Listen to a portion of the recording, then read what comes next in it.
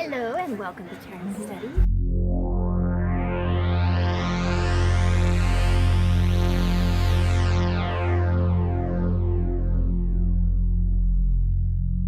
Today I am here with K.M. Rice, one of my very favorite indie authors. Oh, thank you. I'm doing well, happy, out in the forest, and we just met, and I could already tell we're kindred spirits. And we're going to talk about some of her books. So, when did you start writing? I suppose I was maybe just turned 6. Like literally the age a child learns how to form words and letters, even though my E's always had way more lines than 3. And I remember getting in arguments with my mom, and she's like, that's not how you do a capital E, there's only 3 lines. I'm like, but I want there to be more. But I wrote and illustrated my first book in kindergarten, and it was about a haunted house. Which, if anyone's read Darkling, there's no surprise there, really. There might be a haunted house in that. Yeah, so that, I just remember I was lucky enough to have been read to a lot as a kid. And I remember just feeling the magic of books and the pictures and the words and thinking, I can't wait till I can do that. And that was the first thing that I remember ever trying to do. And I brought it in for show and tell in kindergarten, and my teacher didn't quite explain her big reaction. She was excited, but she didn't explain that, and she just said, I would like you to go to the principal and read this to the principal. And my only association with the principal was a big scary authority figure. Mm-hmm. So I go to the principal and I'm like, I have done something terribly wrong. What have I done wrong? Like maybe there was a bad word in the book, or like it was too spooky or whatever. And she's like, I heard you wrote a book, can you read it to me? So I read it to her, and she gave me this sticker of achievement or something like that. And she was a super, super sweet lady, but as that little kid. That's like traumatizing. I know, I was like, why, now as an adult, I look back and I'm like, why couldn't the teacher have explained, this is so fun, I want you to go share it with someone else. Maybe she did, and it just went over my head, the word she used or whatever, and I was just stuck on principal. Like, oh no, I was too good. I don't know what it was, but she was super kind. I remember her bright red lipstick as she put the sticker on my, on my book and everything. So, and I still have the book somewhere. So what inspires you to write? I think a thinly veiled form of insanity. That's a good reason. Because, I was talking about this recently with my boyfriend, and we're like, maybe we should just like really focus on saving money and get like, completely different jobs than the ones we have, just go where the money is, because at least right now in America, we're fortunate that it's, we've got a booming economy and there's lots of jobs open, a lot of places are hiring. And I was like, yeah, I could totally do that, but at the same time, I would have to make sure that I still had the time to write, that I, because if I don't, I will go crazy. And it's to the point that I remember just saying to him, like, I wish I were a normal person. Like, I wish I didn't have this drive, because then I could just go sit in a cubicle and do my thing and be happy and come home and watch TV and be entertained, and not have this drive to be an entertainer, to be producing and to be creative like all the time, because I think that life would just be easier in a lot of ways. But I also feel like I write because I have no other choice. A lot of my books I feel like have kind of written themselves. I know you've read Darkling. Mm-hmm. Darkling was inspired by a dream that clung to me, and I was like, this is a story that I have to tell, but I don't know the beginning. And then all of a sudden it just came to me in this flash, and I just started writing. And I wrote over, I think, the course of 20 days, and I only wrote on 15 of those days. So it was like a spurt of, like creativity, and I just kind of had to get that story out. So that's what I mean by like, there's some madness involved in terms of, I don't know, like what happens if you cage that or deny it?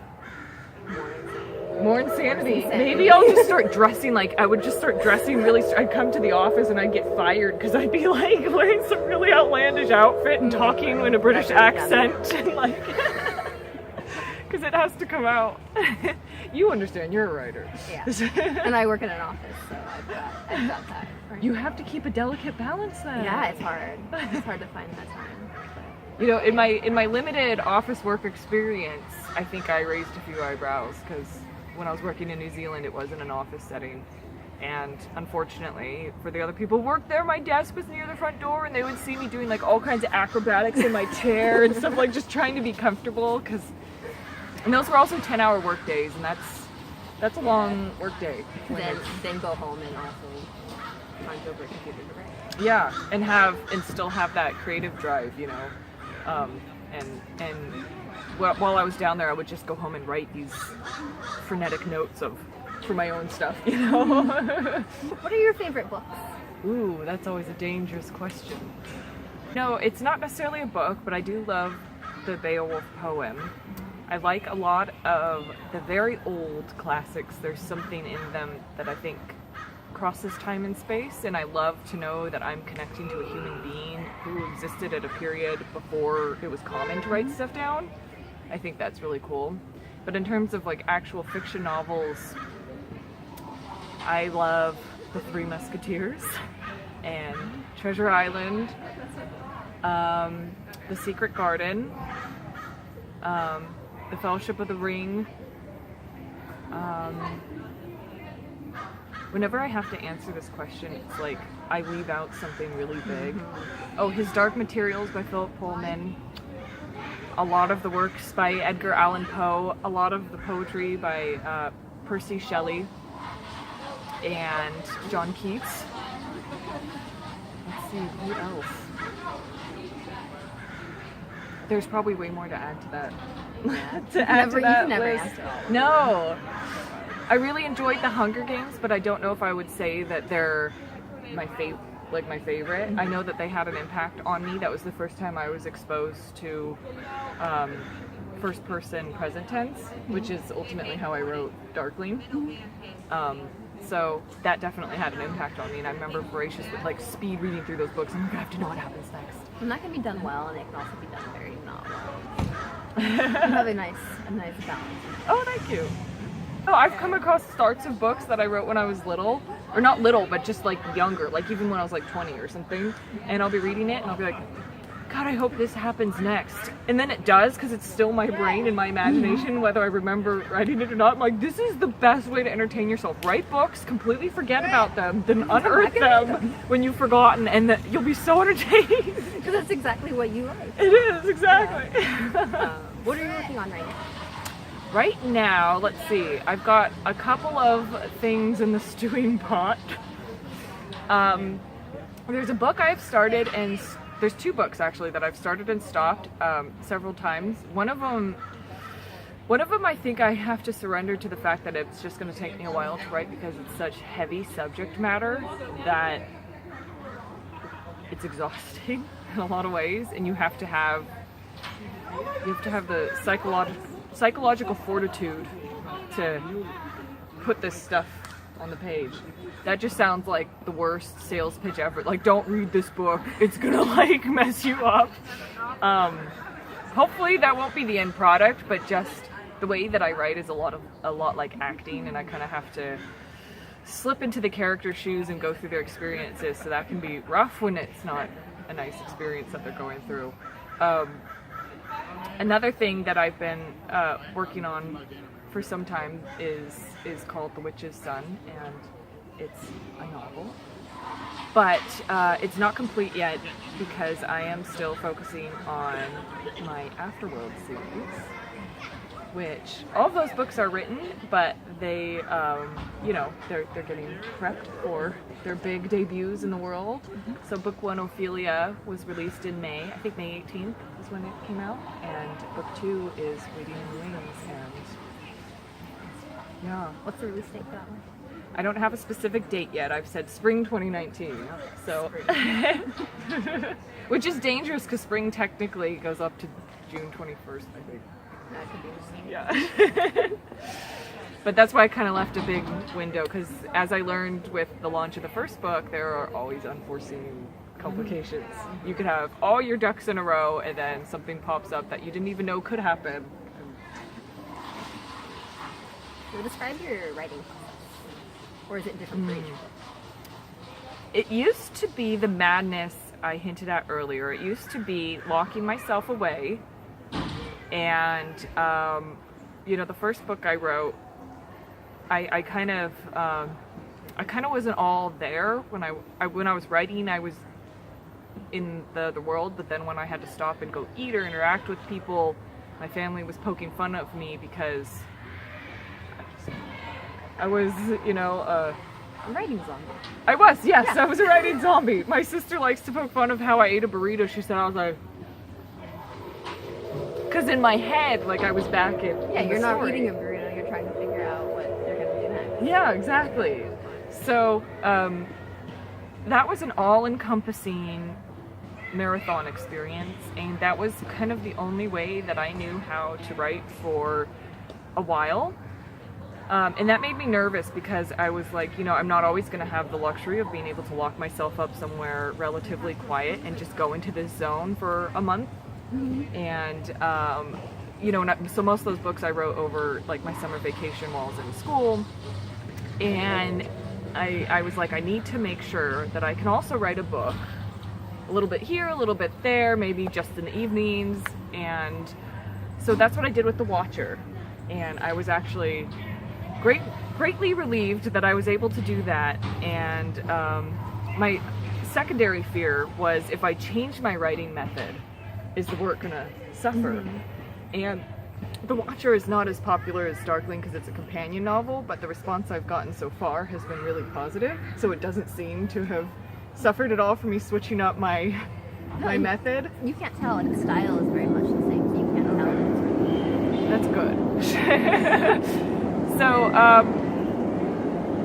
it's just discipline, and that part's, I think, the hard part. Most people want to write when you're feeling that surge of creativity, and you want to harness that energy and use it, and that's great. But then, like with my Afterworld books, those were written inordinately fast from what I understand the pacing of other writers, how they write. So I wrote all of those in like a month. Each book probably took about a month, except for the first one, because I kept traveling, and so I had to keep coming back to it, which I'm glad I did that, because like I said, you need to try to practice different writing styles, I feel like, just so that you have all those different tools in your arsenal for whatever life throws at you.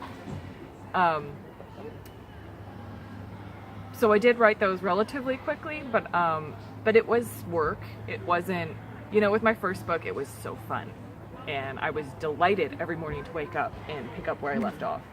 But there are plenty of days with the other books I'm like, you people again, this problem again. Right, just figure it out already. Yeah, and that's where the work part definitely comes in. And I had a friend who's an author named Sherman Alexie, and he would always say to me, I have a full-time job, and it's hard work, just like building a building, just like, being a plumber. And a lot of times, because it's fun to read a book, people forget that it's not necessarily the funnest thing in the world to write a book, and that it does take an enormous amount of effort and discipline and planning, and talent helps. Yeah, so there are days when it does, I wouldn't say feel like drudgery, but you have to learn to find a way to conjure that inspiration. And I'm able to do that most of the time by looking back over what I had written leading up to it and just kind of getting the momentum of the story building inside me again, and then just force yourself to start, and just remember you can always delete. Nobody has to look at it. Like, just get the juices flowing again and see where it leads you. And if you really can't do that, then you're forcing it, and you need to check in. Am I depleted? Do I need to take a break and go for a walk or do something else for a while? Or am I forcing the story to go in a direction my subconscious doesn't want it to go in, and do I need to fix something? And I think that's what people call writer's block. But So where can people find your books? People can find my books a lot of different places online. Amazon, of course, is sort of the go-to place, but they're also on Barnes & Noble and on, so those are physical books, but you can also get the ebooks at Amazon and what is Apple's version? iBooks? I'm pretty sure it's iBooks. I'm so not a Mac person, this is bad. Yeah, they're on iBooks, and then also Darkling and Wild Frontier are available as audiobooks, so those are also on Audible and on iTunes. You can correct me in the comments if I'm wrong. And also, if you want like a personalized or autographed one, I do have an Etsy shop, which is where you can sell handmade or custom items, and you can order them there, and I'll, you know, if it's for you, I'll write it to you, or if it's for your little baby sister Tanya, I'll write it to so-and-so's baby sister Tanya, you know, whatever you want. I had someone once request that I write like the most horrible insult to him. Like, he's like, come up with the worst thing you can and just write it, inscribe it in the book, because he just thought that would be hilarious. If he... What did you say? I think I said something like, feel free to use this as toilet paper when you run out. And he was like, you were supposed to insult me, not yourself. I'm like, you're just gonna insult a stranger? Like, Yeah, you don't even know him. You don't know what's bad yeah, about exactly. I don't even know, like, how. Like, it. And so where can people stalk you if they want to find you on? where can they stalk me? On Instagram or whatever.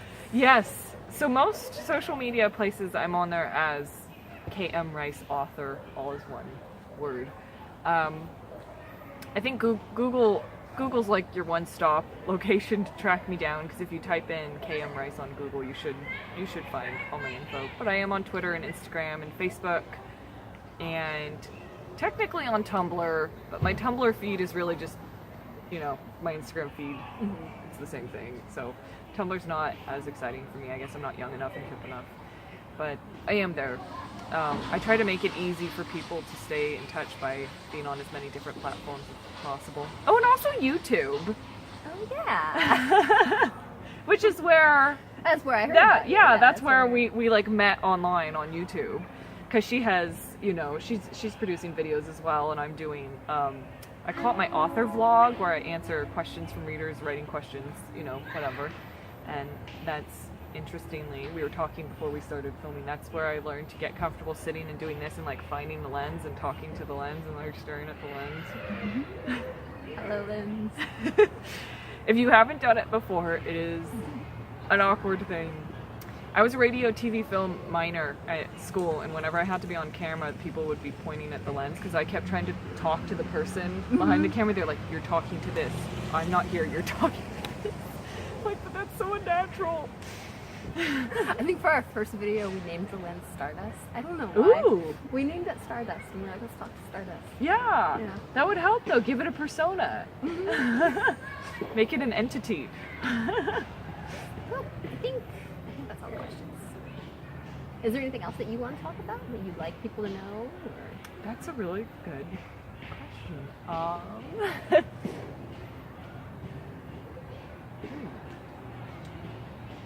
know it's so open-ended. I know.